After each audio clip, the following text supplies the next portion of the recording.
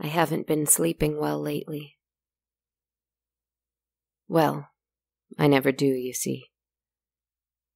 For I don't need sleep, and when I do sleep, I'm often tempted to do it for a very, very long time. When I sleep more than a lifetime's worth, so I tend to avoid it. But lately I've been quite tired. Perhaps it's because I'm still resisting that invisible thread that pulls me out of this cellar. I suspect that it's my writer friend and someone else. I suspect she's trying to write me out of here. She's bored with me down here. But I don't want to go out. I want to stay here. I want to remain in the dark for a while. Just for a while. Is that a terrible thing? But you see, down here I have no one to talk to, no one to see. I only have my stories. And oh, dear friend, I love them, but I get so tired when I'm alone lately. I've tried to sleep, just a little, a night or a day here and there, but I can't. My mind races and my head aches and my wings throb to fly again.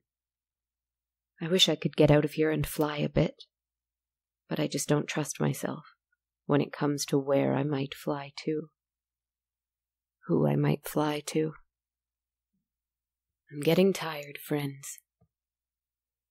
Sometimes I feel like I might be asleep and not know it.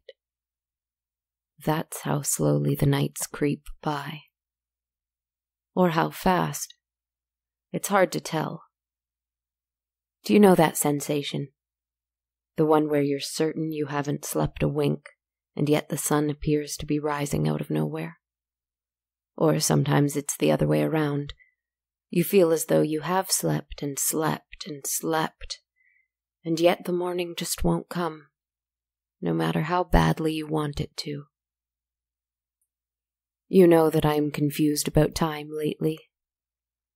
This issue with sleep is exacerbating the problem. So instead I must tell you a story. It isn't must, really, it's want, because this is what I've been looking forward to all week. I want to tell you a story.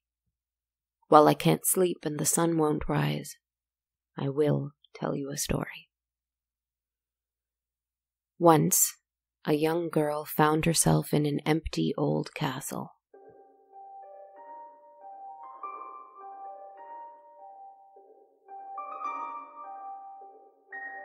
Her eyes opened suddenly and were painfully stung by the dim, dusty white light that let itself in through a nearby window. It was such little light, hardly anything at all. But she had been asleep for so long that it burned her vision, and she raised a hand against it to shield herself. When she looked up at her hand next, she saw that her nails had grown so long that they were now curled and yellow. Past her hand, she saw the ceiling, which was draped with a hanging film of cobwebs. The cobwebs were almost a net of dead moths and alive spiders. Where am I? She wondered to herself. But looking again at her strange hand that had been so surprising to her, She then wondered something altogether more important. Who am I? For you see, she couldn't remember. Her mind was in that foggy no-man's land of those who have slept for far too long and find themselves outside of the world, a stranger in it.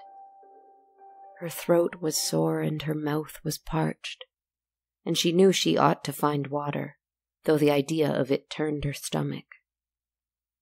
She tried to call out to someone, anyone, for help, for water, for comfort, for anything. But her voice came out only in a hoarse whisper. Then she heard a loud noise somewhere, far away.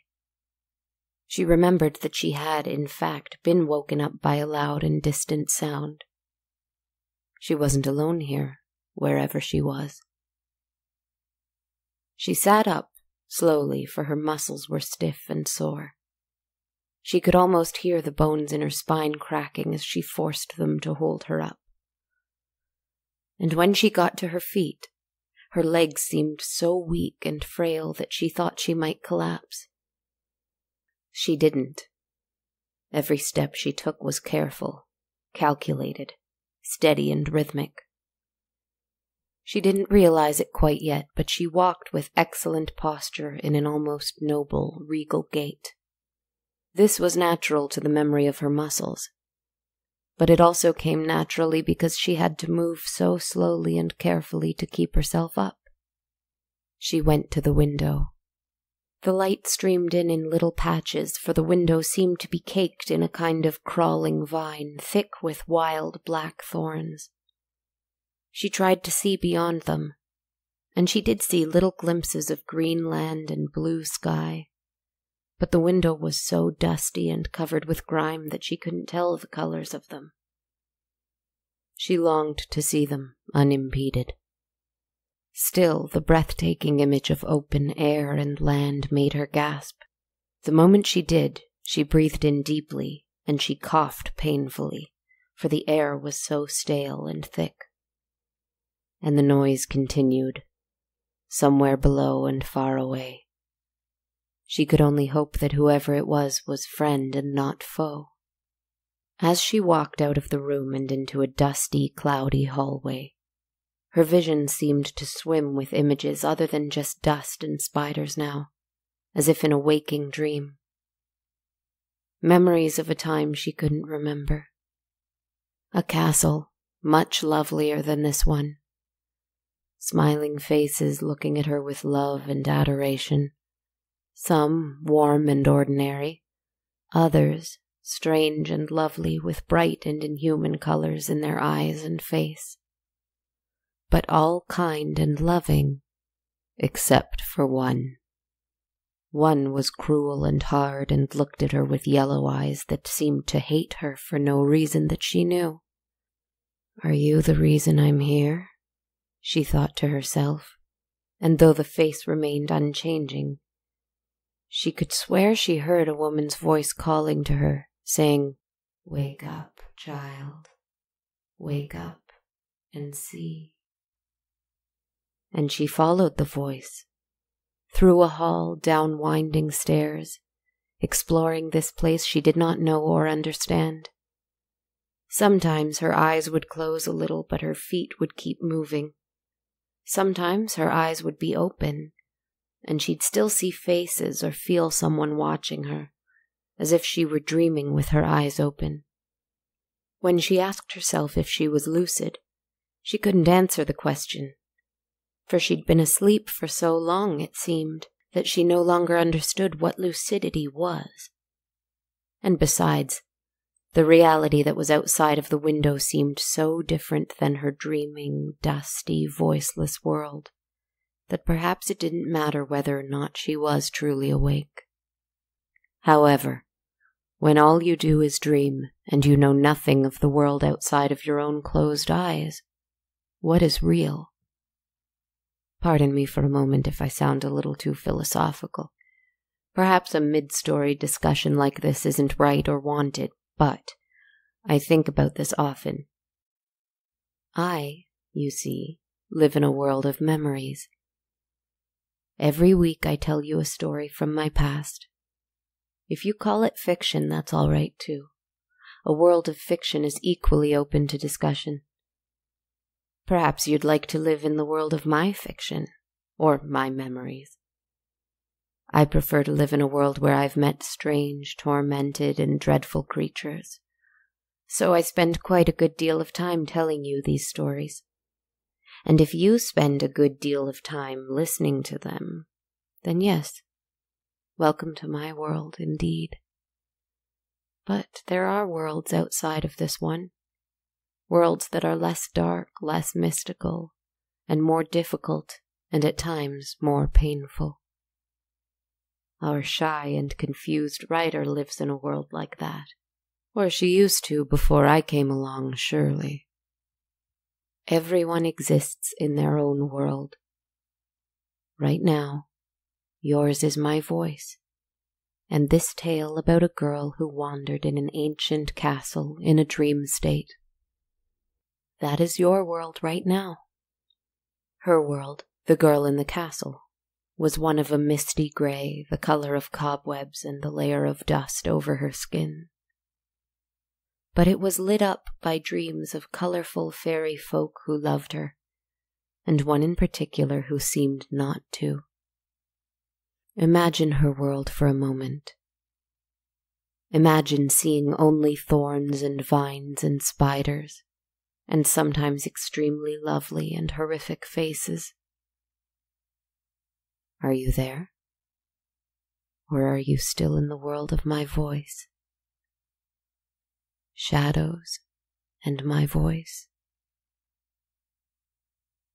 I'll go on now. The girl walked. Down and down, stairs, hallways,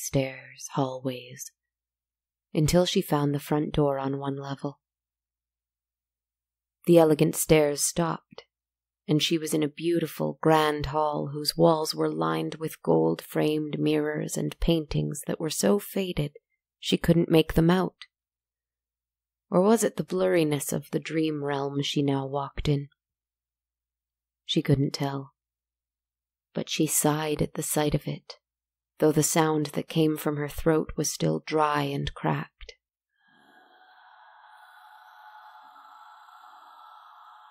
She walked to the center of the hall and turned towards the one mirror that was the most clean and without a crack in it. She saw herself. She didn't know what to expect, but her faded memory seemed to tell her that she was very much changed. Her golden hair was so thick with dust that it looked white, and moths seemed to fly in and out of it to a dazzling effect. It was so long that it trailed behind her on the floor. On her head was a silver crown. Her dress, once white, was now gray, and every move she made caused a cloud to billow around her. She had no shoes on her feet, but her toenails were long and yellowed and clawed as well. Somehow, however, despite her hair and nails having grown so much, her skin was still that of a girl, not even 20. And looking into her eyes, she somehow knew that they were once blue, but those irises were now gone. The pupils were gone. Her eyes were like large pearls in their sockets, shining, white, and empty. "Princess?" she heard a shaking voice say behind her. What are you?" The horror in the voice behind her was clear. Her brow arched, for she didn't understand. She looked in the mirror, and she felt she was lovely. She seemed an appropriate princess for the castle in which she stood. Perhaps she could be queen of dust and thorns and spiders one day, and the idea didn't repel her. She slowly turned around, her muscles shaking off their long sleep. She saw a young prince, handsome and grand in his red velvet tunic, his golden crown shimmering and his silver sword shining. She looked him up and down and asked him in her croaking, dry voice, "Are you my prince?" His mouth agape, he took a step backward. "I came to rescue a princess and bring this castle back to life." He shook his head, his eyes full of terror. "I see I am too late." Her head tilted to the side slowly, and her eyes narrowed in confusion.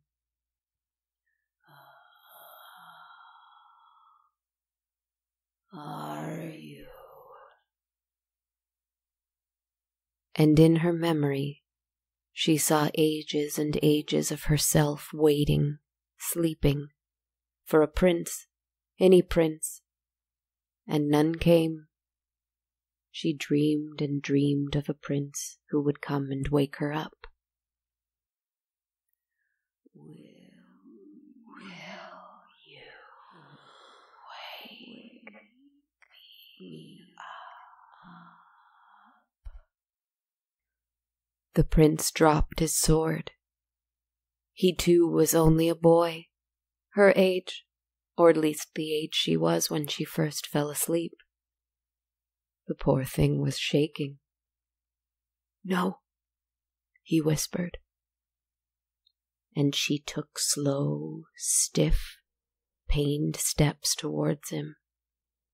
"No, it is too late," she said, her expression a little sad but also determined.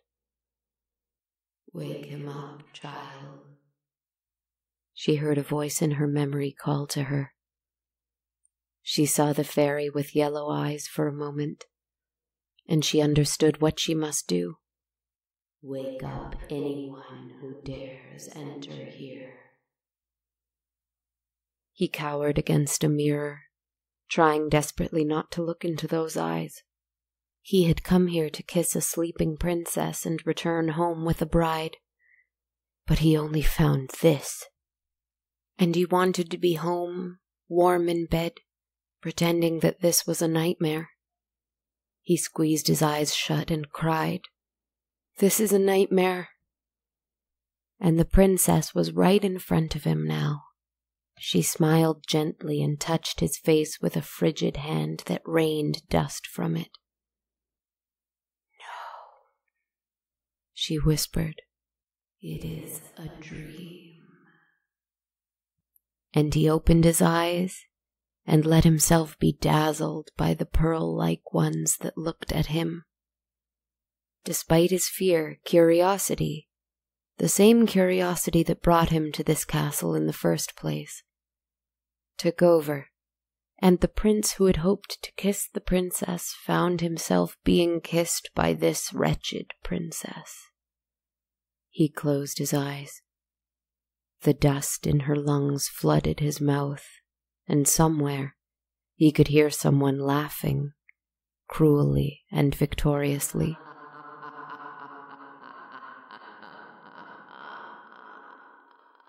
When he opened his eyes, they too were white and terrible.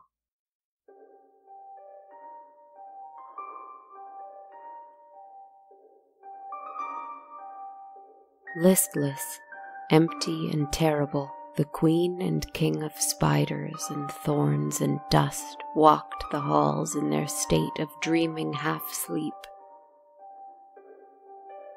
perhaps to wake up another visitor who dared come in from their own reality. I saw them. I did not speak to them, for it is dangerous to wake someone who walks while asleep, I've heard. Good night, friends. Sweet dreams.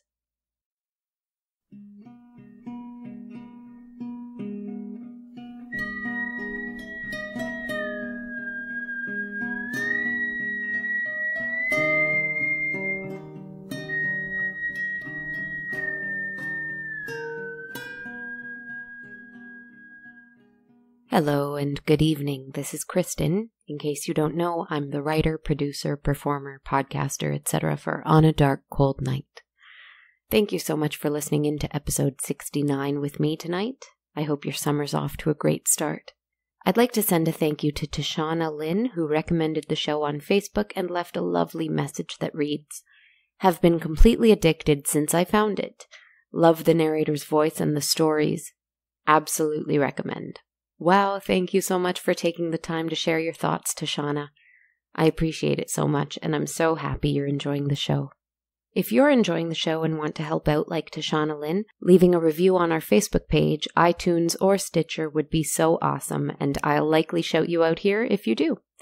Also, you can follow me and tweet out about the show on Twitter at A Dark Cold Night, Instagram at Dark Cold Night Podcast, or on my Facebook page or YouTube channel, also called On a Dark Cold Night. Another great way to help is to support me on Patreon at patreon.com/darkcoldnight. For any amount you'd like to pledge a month, you can receive access to my ever-updated soundtrack of the show. If you're not interested in that perk and want to donate only once, feel free to buy me a coffee at ko-fi.com/darkcoldnight.